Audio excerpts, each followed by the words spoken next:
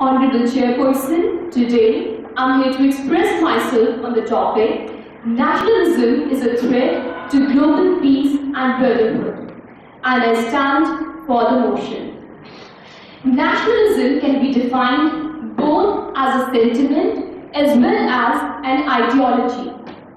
As a sentiment, nationalism can be defined as the attachment of an individual towards his nation. As an ideology, nationalism postulates that every particular state or a political organization should be formed on the basis of nationhood. Global peace is a planetary non-violence by which various countries decide to reconcile and cooperate with each other, either voluntarily or by the virtue of a system of governance that prevents wars or destruction.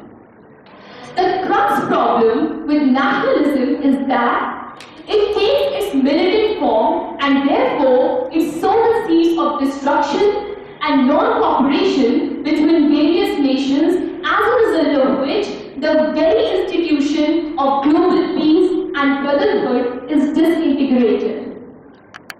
History is evident of the fact that Hitler professed the ideology that the Aryan race is the best race and it is meant to rule all over the world.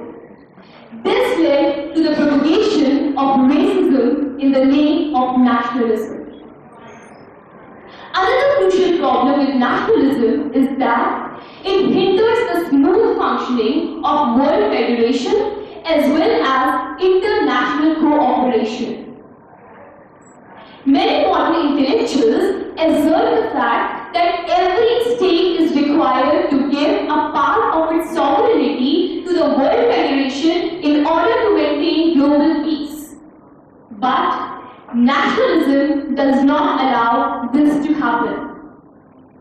When nationalism takes its extreme form in any particular country, then that particular country is likely to invade other weaker countries. For instance, as it has already been mentioned by my opponent, that Hitler invaded various countries like Austria, Belgium, France, Russia, Holland, and Denmark, and of course, Mussolini invaded Ethiopia in 1935. The result of these collective invasions was the World War II in 1939 to 1945, which was marked by the death of millions of civilians, especially in the Holocaust, where near about 11 million people were killed.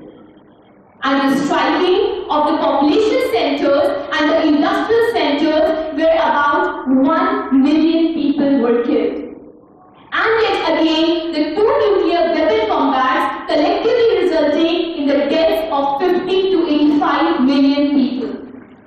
Honorable Chairperson, at this instant, the question that arises is that if nationalism is actually leading to bloodshed all across the globe, if nationalism is not able to provide even the basic security of life to its citizens, then how can we claim that nationalism is not a threat to global peace and security?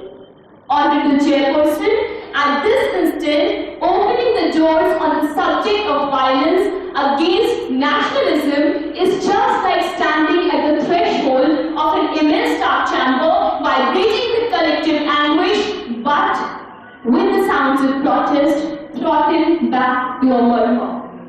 This is undoubtedly a sad state of affairs and at the same time a stark reality.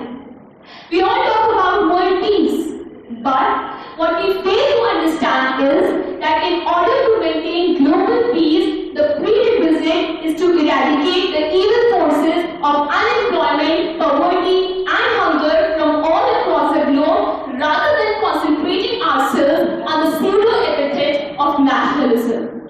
Honorable Chairperson, according to the statistics of 2014 given by the United Nations World Food Programme, nearly 805 million people are not able to afford food.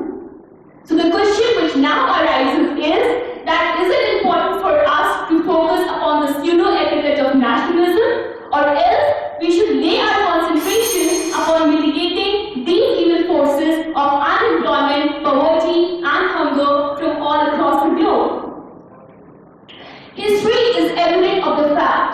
that through Communist Manifesto in 1848, Karl Marx and Friedrich Engels brought the greatest socialist revolution in order to overthrow the oppressive forces of capitalism by the collaboration of millions of workers all across the globe.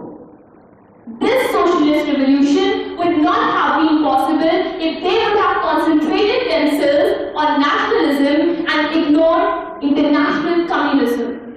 Towards a closure, I would still be adamant about the fact that nationalism is undoubtedly a threat to global peace as well as brotherhood, and it is in fact internationalism and the welfare